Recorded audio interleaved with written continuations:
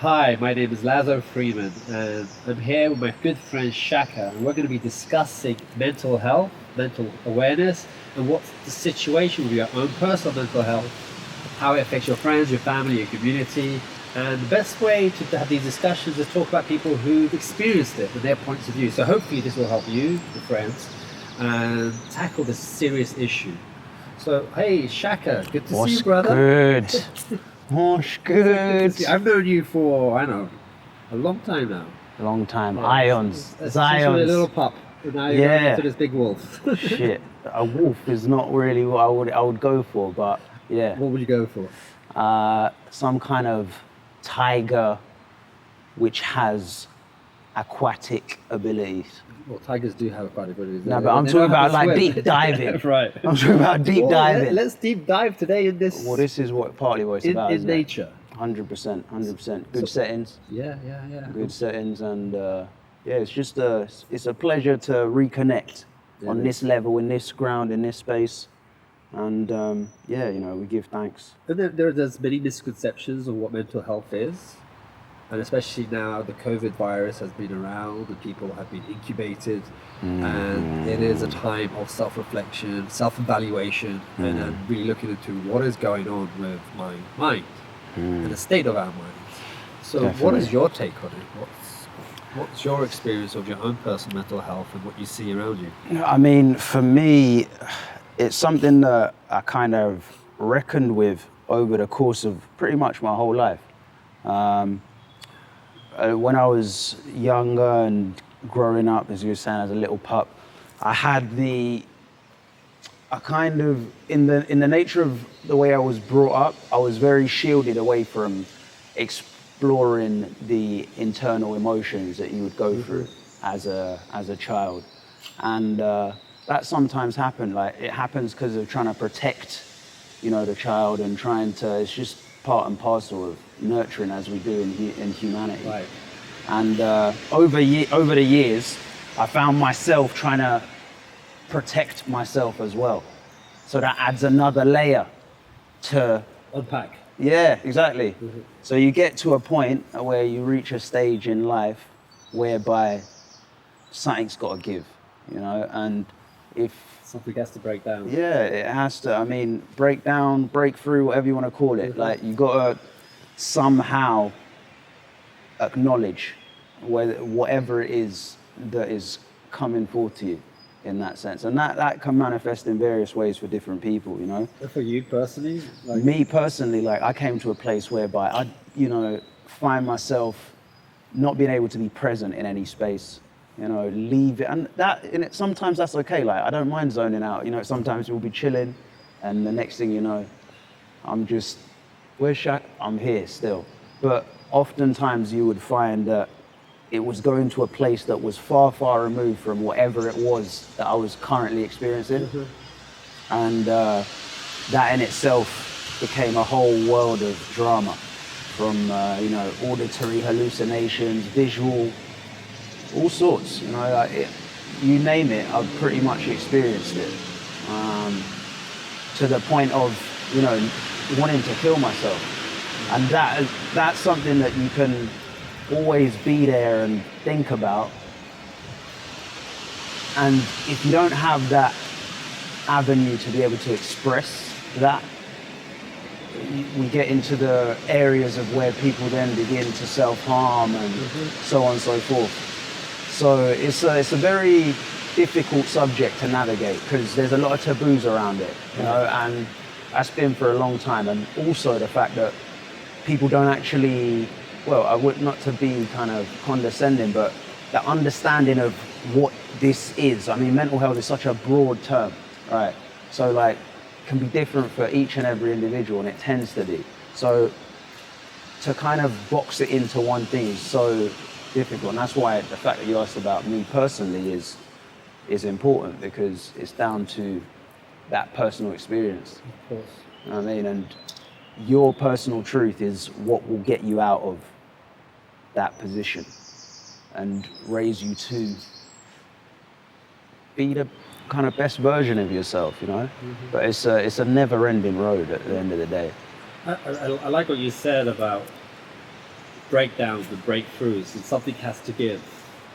And it's these layers of belief systems and emotions that we repress to protect ourselves. What we're really doing is not allowing the good stuff to come out. Absolutely. That's what creates these issues, these negative drivers. Absolutely. Where I know I've worked with many clients who had suicidal experiences or thought about it. They got to a place where they don't like being, the actual essence of being. So as you mentioned, there is your personal truth and there is the ultimate truth. Collective truth. And the ultimate truth is the thing that's who you really are. So from my experience, I find that mental health, as you see, you can't box it. It's too small. Because no one talks about emotional health. It's the emotions that makes us stuck. 100%. Mentally, we know what to do. 100%. I mean, we talk about, like, for one of the first breakthroughs that I encountered was, I mean, I've always had a sense of compassion, like, and care for other people. Like, that's just inherent in the nature. But oftentimes, I could have compassion for others like that, easy peasy, but not for myself. Right. And then the juxtaposing that was the fact that, okay, I can care about you all I want and try and do all of this. But at the end of the day, if I'm not caring for myself, that will always keep returning in a circle. And it will not be the kind of correct way to go about it. Not that there's any right or wrong, but a sustainable way of it, of doing it. Like, emotional intelligence is key, and it's something that we're never taught. That's down to, you know, we could talk about patriarchal societies, you know, all of these things are all part and parcel of what put us into this place of where our emotions are something that we, especially as a man as well, you know, like, our emotions are something that you're not told to express. You know, as a kid, if you cry, why are you crying? But this is an emotion that is within you. And oftentimes I've found that that's part of the healing process, you know, like expressing those emotions, whilst it can be painful, but with that pain comes the healing, you know. And sometimes you've got to just got to be with these things. Yes. And have a place to express them in whatever way that may be. It can be through painting, communication, writing, exercise, whatever you want to do. You just, that's kind of my own personal direction in that. I totally agree. Anything where you're being creative, artistic, or falling in love with the moment and creating, we feel better automatically. Doesn't matter who that person is. And that gives meaning to our suffering. And sometimes we suffer and then we have to express it, we have to shift it, we have to move it. I find people who are stuck in their mental issues. We all have it, we've all had depression, we all have anxiety, we're human beings, it's natural. So first of all, everyone had some level of mental health. So I don't care who you are. Right? I've seen it with my own family members, I've seen it with clients and students, so it's not like a separate thing. Not at all. First, humanity has to understand everyone has a level of mental health, just like we have physical health. 100%. Right? This is the same thing. 100%. We put a lot of stuff in the physical, but not the mental aspect. Exactly. It's also tied to the emotional. So one thing I feel is the understanding that, like Buddha said, life is suffering. Meaning things are going to drop off, things we have to let go of. So the thought I always wanted, what is the purpose of suffering? There must be a purpose to it. And the purpose of suffering is to go back to consciousness, to go back inward, to go back to your truth. So the first stage of anyone who has mental health problems is to go inside, is to go deep in. And like you mentioned, is to allow that emotion, whether it's crying or laughing or whatever, to express itself. Because it's stuck. It's stuck in the system. It's deeply stuck. Here's a thought experiment I want to give to you. So I have a photo of you as you're 1 year old, a photo of you when you're 5, a photo of you when you're 18, a photo of you when you're 25, a photo of you now, in the future when you're, I don't know, 58. And I say, Shaka, which one is you? See, it's funny. I stopped looking at time in that way. Yeah, I know, but if I was to say which one is you, what's the answer? Is there an answer to that? Is the answer? It's a very good question. I don't think there's an answer to that. Well, it's true. You're right. I don't think so, because I feel we're constantly, all those people, the 1, the 5, the 8, the 10, the 20, They're all present in the now. Yeah, you're 100% right. All of those individuals is having the human experience, Yeah. right? And so the first stage of allowing that feeling to come through is to realize that you're not your feelings. They're just things that need to come through. And you're not your thoughts. They're just generated. Just generate. You're the experiencer, experiencing those experiences. You're this consciousness that is aware of every experience that you've ever had. This is like your true self. And so when we are away from that, we start to repress whatever those emotions are and not let it come out. Right? The reason why I say this is all I personally think with mental health issues is we're trying to control things outside of us that we have no control over. So we get frustrated, we get angry, we get resentful, we get bitter. These are the negative emotions. Yeah, definitely that. Definitely. I mean, that is a big part of it. And that letting go of control allows you to experience kind of the better aspects of yourself, because then you're focused on what really is you. Yeah. Now, like you said, go within. Okay, I'm in within, but then from within, I'm trying to grasp at the external all the time, and it's a constant back and forth. Right. But once you're in there, and then you go, oh look, there's a nice bird, or here's a nice tree, and oh, the whole time it was always there within myself. Right. I didn't need to reach out. I didn't need to go here. I didn't need to go there. This whole time it was always just here, in this moment, in this present space. I agree with you.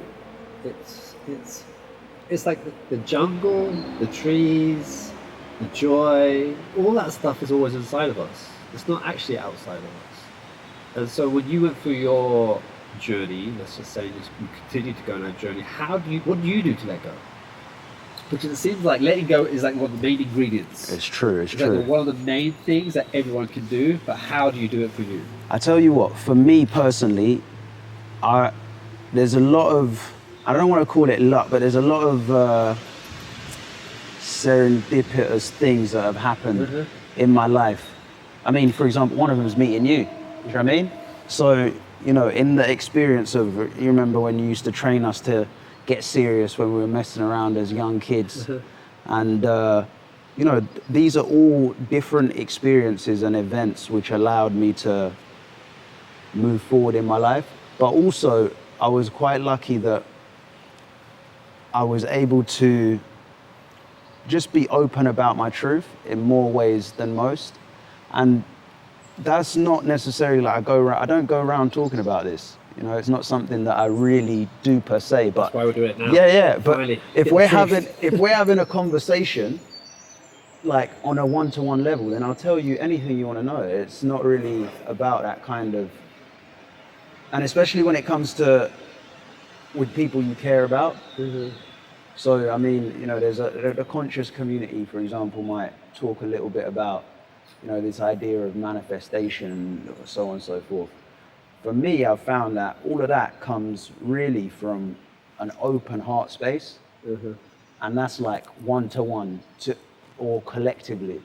From there, if you speak your truth and live your truth, then you're able to transcend the aspects of your reality that don't necessarily align with what it is that you truly want. There's many different, you know, people say that, like, for example, talking about mantras, you know, in Eastern philosophy and so on and so forth. But if we're to remove all of that away from things, a mantra is essentially the things that you say to yourself daily. Right. It's the oh, I'm going to do this, or oh, these are the mantras. Yeah. These are the we can say all the chants we want to say, and we can say a lot of prayers, and those are connection to source, 100%. But the most powerful ones are the ones that you build inside yourself. Yeah, I agree. On a the most mundane aspects. Do you know what I mean? Those smallest things are where you get the biggest spark. That's my personal experience. But you know, the purpose of mantras, let's just say if it's a Sanskrit mantra, the reason why people use it is it gives the mind something to do. Because you're not your mind. That monkey mind. Right? That thing needs something to do, so then you can start observing the thoughts and feelings you're really having. You can go beyond it. So any sort of health, when it comes to mental and emotional health, is to go beyond your mind. That part of you that's giving you consciousness. So mantras are great, meditations are great, exercise is great, playing music is great. Anything that takes you out of the mind, that constant reminder of who you think you are. These memories and these impressions. This thing happened to me, this thing happened to you. That's not you, that's just something happened to you. There's a big difference, it's the identification. So the first step, I personally think, for any sort of health is to be able to dissociate yourself and watch yourself from that point of view. Because if we're in it, we're trying to solve the equation from it. So it's just going to create more suffering, more pain, or a big distraction. Let me go do something else to see pleasure, or let me go have a partnership with somebody and find love for this person, but I don't love myself. Or let me go find this job to distract me, but you're still not dealing with the issue, right? That thing that's right there. So we have to just be able to do that. That's the first step. So mantra was one of the things it sounds like you work with, and it's helped you. Is there any other things that you use that might help other people to try out? So as you mentioned, like the physical aspects, we're talking from BuddhaBox Live, BuddhaBox TV. So this has been one part of it that's come a long way. And I would find that for me personally, again, like I say, it's an individualized set of circumstances. So it's the things that take you from that. I'd find like reading, study. These are things that I really enjoy to do because it gives me a chance to declutter the mind a little bit. I had a teacher of mine who has this concept about, you can read every single book, but every single book that you read is just a book of you. So it doesn't matter what is on the words of the page. It's what you project or what you absorb from that page. Right. If you're trying to look for yourself or in a certain way, not with attachment, like, if I read this book, I'm going to find myself. No, but like you read the book just as it is in that present moment. Discovering parts of yourself. Exactly. Right. And then it just unlocks parts of your DNA, parts of your structure. Yeah, 100%. And I mean, music, obviously, that one is inherent. It's a big one. I also like what you said, that there is that space for people to communicate their emotions. Sometimes it just needs to be purged or allowed. We don't feel it's safe. 100%. Groups or communities. So this is why people go to the priest and confess their sins. 100%. The word sin just means off the mark. I was off the mark, so my consciousness now punishes me for it. And it needs to be spoken. And as soon as we speak it, we just become, again, that thing when we watch what we said, we're like, actually, it's not that bad. Yeah. Actually, I forgive myself. Actually, I feel like I'm not carrying this weight. Because most emotional mental health is just heavy baggage. Heavy baggage. Right? And people love their baggages, and they need to learn to let go. And you know what? It's funny because that's kind of reminding me, like, there was a big turning point where do you remember when I didn't have a phone for about 10 months almost, and you could only call me via the house phone, or if you hit me up on the digital world and Facebook, email, whatever. And that experience for me was profound because obviously this was the time I got so disillusioned with the way technology went, and it's coming at you left, right, and center, and you're unable to really focus a lot of the times in the now. And this is actually a big reason why I think many of us are beginning to experience these feelings. That kind of constant bombardment of signals left, right, and center. You're already getting signals come to your head without that phone or computer or whatever. The signal's already coming. But then you add that into the mix. It's a whole world of confusion and being taken away from, what it is that you want to do. I mean, I'm not saying that let's all go into the woods and get rid of our phones, but at the same time, I think there has to be a diet. Yeah, there has to be a diet. In the same way you can't eat Burger King every day, is the same way you can't be on your Facebook every day, or WhatsApping every day, or you know, swiping left and right every day, or let me buy all of that. It's all just It's a big addiction. yeah, big. And the thing is, that addiction is scattered into so many different things, which are all different parts of it. Then bear in mind that they're not also attached to the reality of your actual existence. Yeah. So it's an extension away from yourself. Right. I mean, stuff like, I see Facebook, Instagram, all those things as tools. Yes, absolutely. However, 100%. You know, when we're looking at other people, let's just say they're having a good time or having a good day or they're having some success, there could be tendencies where we look at that, we feel like we're missing out 100. or we're in lack. 100.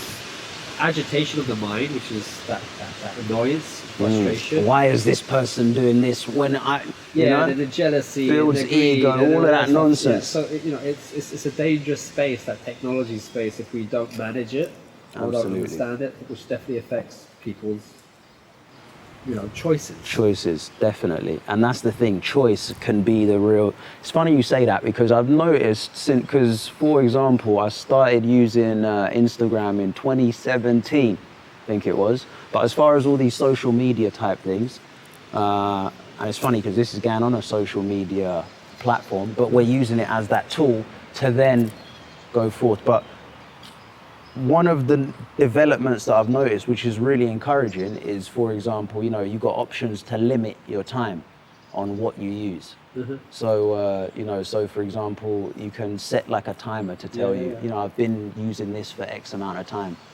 And you kind of self-manage how you're doing different things, which is a brilliant development that has happened of late. And, you know, it could have got out of control before. Oh, that's great.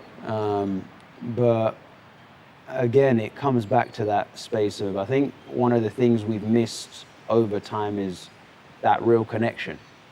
You know, like as we said, from that pure heart space. Yeah. Because 100%. from that place is where nothing else matters. Yeah. Nothing else matters, just the now.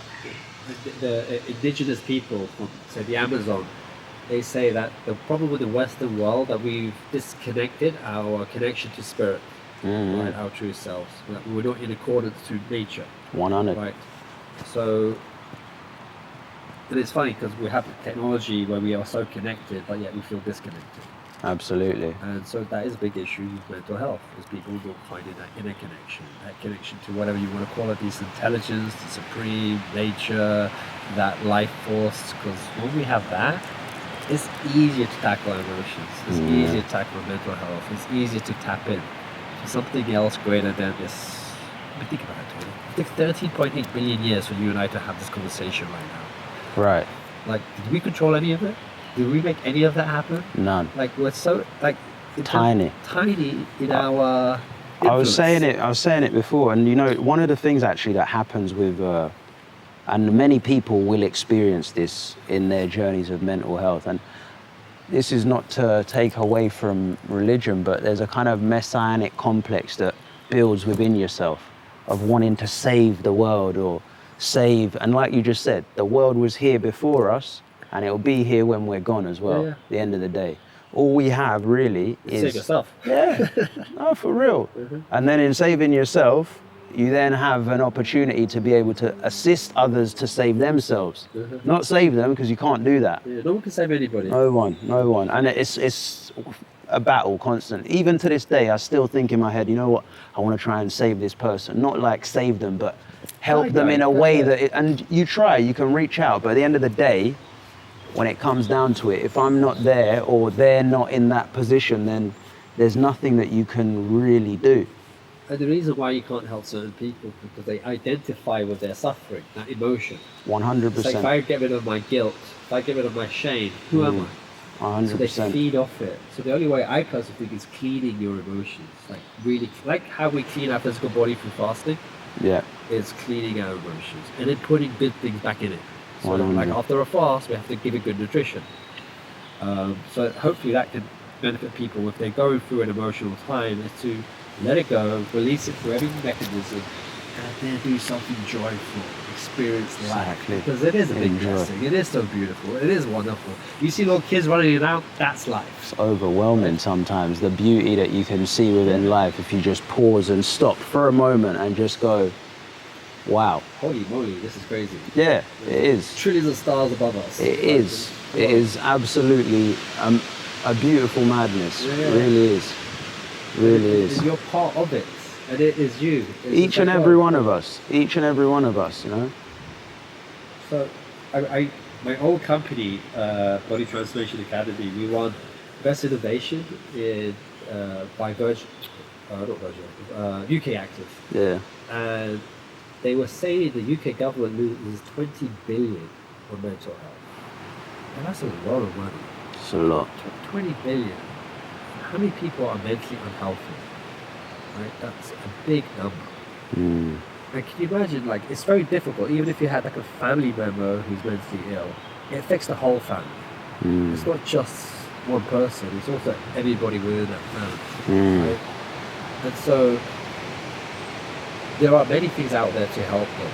But what are like the 3 or 4 things that you would say, try this, do this? I'm thinking, one, find, if you can, somebody who you can speak, and it's not just like speak to, is find somebody who you can engage with on a level of talking about these inner aspects of yourself.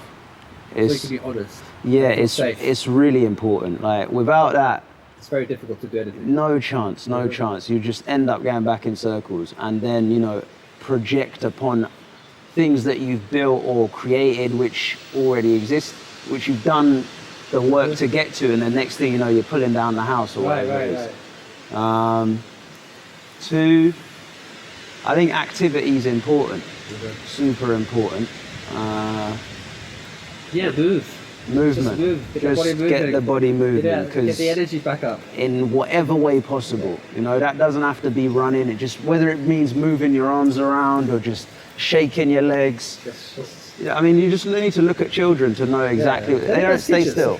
Yeah, they are all day. I learn every day from them. They can't stay still. It's almost, it's really difficult to get that to happen. And one last thing. One last thing. Narrow it down too much. I couldn't think. Perhaps Just you would. so my thing, I would say,